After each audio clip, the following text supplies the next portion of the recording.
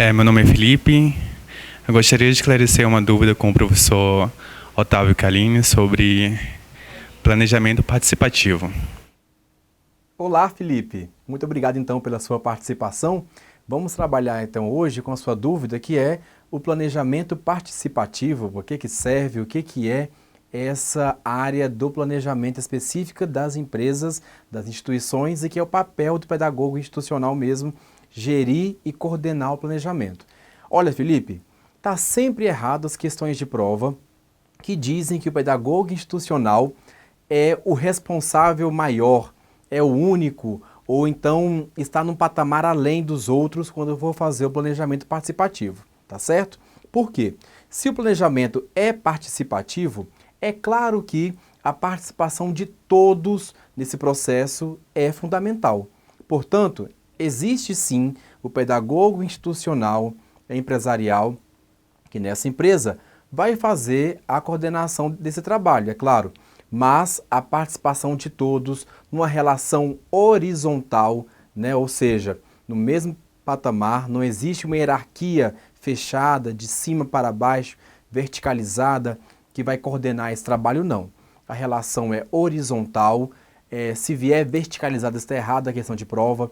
Se disser também que o planejamento participativo, a hierarquia deve ser muito marcada, também está errado, né? Porque é sempre uma relação de todos no mesmo nível, na qual esse pedagogo institucional coordena o processo de participação de todos. Ou seja, esse planejamento da empresa, ele é feito com o intuito de observar a longo prazo aonde essa empresa quer chegar.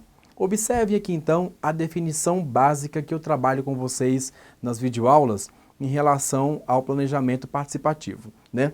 É uma construção conjunta, ou seja, todo mundo participando do planejamento, conjunto das diretrizes e dos macro-objetivos de longo prazo, ou seja, a empresa, a organização, a empresa tem objetivos de longo prazo, por isso todo mundo conjuntamente, coletivamente, colaborativamente, trabalha e planeja, né, as ações para o alcance desses objetivos, né?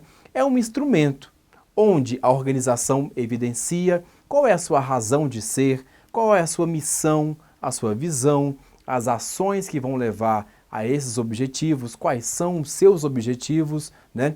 Os seus valores, quais são as estratégias que a empresa vai perseguir para poder alcançar esses objetivos, né? E, no caso das instituições públicas, né, quais são aqueles objetivos, né, que são referenciados pela sociedade. É claro, como dizia Libânio, na formulação de objetivos, nós precisamos saber o que a sociedade espera daquela instituição pública, seja uma escola ou também outra instituição pública que tenha a formação a formação e o trabalho ali dessa organização mediada, é claro, pelo pedagogo. E aí, nós temos aqui algumas características que caem sempre nas provas em relação ao planejamento participativo. Ora, se o nome é participativo, é claro então que as pessoas podem participar sem hierarquia marcada desse planejamento institucional. Quais são? O trabalho é coletivo e colaborativo. As pessoas fazem juntas o planejamento. As pessoas participam da gestão. Cuidado com esse tipo de questão aqui, porque às vezes essa ideia de participar da gestão, ela implica, é claro, implica um comprometimento das pessoas da equipe na gestão daquela empresa. Então, isso significa que a gestão não é centralizada, que as informações são disseminadas, mas é claro que existe um líder. Se disser assim, no planejamento participativo não admite a existência de líder, porque o líder pode tornar essa gestão hierarquizada e verticalizada. Falso. Existe um líder sim, só que esse líder não está acima, soberano dos outros. Não é centralizado o poder nesse líder. A participação de todos também dissemina, difunde e divide o poder com as pessoas. E envolvimento de todos os atores nessa participação. Já teve, por exemplo, as provas que disseram que o planejamento institucional, por ser um documento oficial que requer uma capacidade técnica para sua elaboração, exige que quem elabore seja as pessoas do corpo técnico e quem execute seja o restante. Falso. No planejamento participativo de uma empresa, todo mundo deve participar, então, da elaboração, como também da execução desse planejamento. Ele é participativo não só na elaboração, mas também na execução.